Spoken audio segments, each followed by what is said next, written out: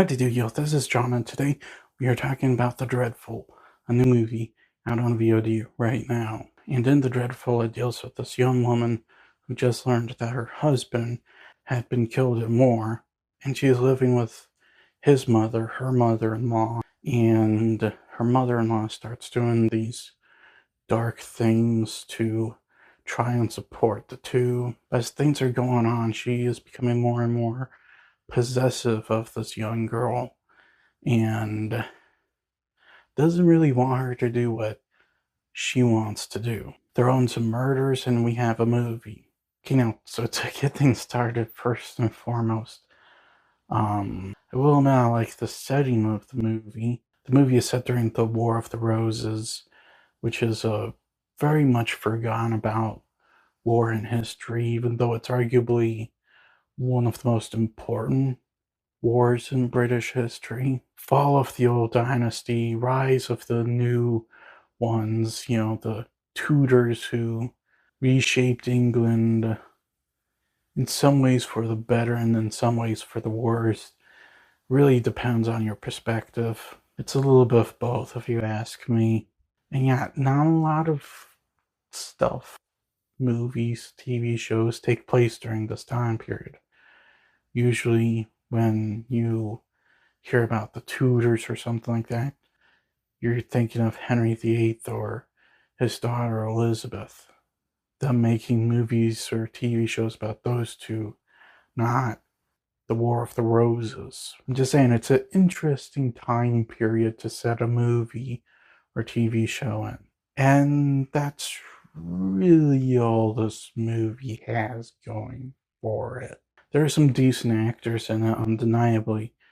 Kit Harington and Sophie Turner. Neither of them are bad actors.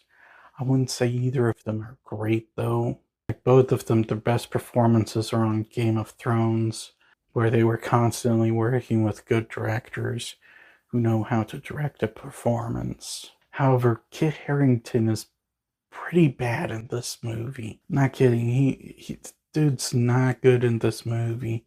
And the accent of his, what was with that accent of his?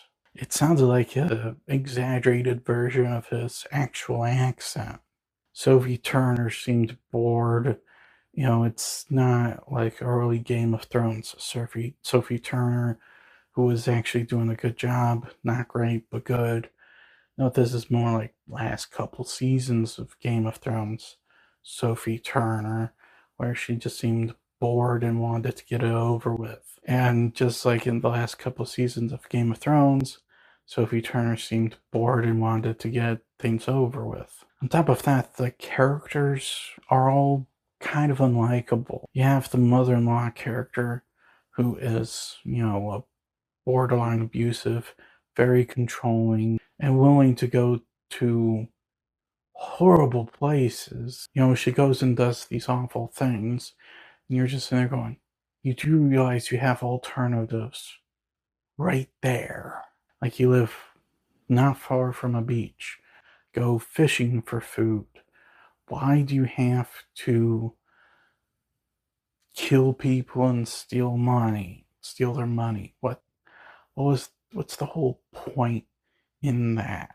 The story is a little bit disjointed and also not very engaging. The not very engaging part is this: you're stuck with these characters that you don't like as they're going through undeniably horrible things, but the story itself also doesn't know what it wants to do with itself. That's problematic storytelling 101. When your story doesn't know what direction it wants to go, you're not gonna get very far. And on top of that, people will lose interest real quickly. There's also this moment where the movie, goes from psychological horror to supernatural horror in an instant, and you're just there going, that came out of nowhere. Because it does. It just comes out of nowhere. There's no build up or anything leading up to it. It's just out of nowhere. supernatural horror. Thankfully, there's also not a lot of CGI in it. Everything's mostly practical. But let me tell you, when there is CGI, you'll notice it because it's real bad. The music, it felt like the music composer for this movie wanted to emulate what Hildur Gudnadottir does. However, he's clearly not as talented as Hildur Gudnadottir. And also, Hildur is able to make a melody out of things like drones. With him, it just sounded like noise. So, guys, The Dreadful was dreadful. It's a disjointed movie that has this genre shift that is so sudden and abrupt that feels out of place. The actors, well, none of the actors are technically bad. They do a bad job because either poor directing or they're just clearly not invested. Characters are crap, and what gets me a little bit is that it's actually takes place in an interesting time period. But of course, they don't utilize that time period and instead make a generic horror movie. I'm going to give The Dreadful a 1. Well, that's all the time I have for today. Please look forward to more videos real soon. Please hit the like button if you enjoyed this video. Please also subscribe if you're new to the channel. Please don't forget I have a secondary channel where I do gaming content. Please go check it out. And as per usual, please remember, the Podetsky will return.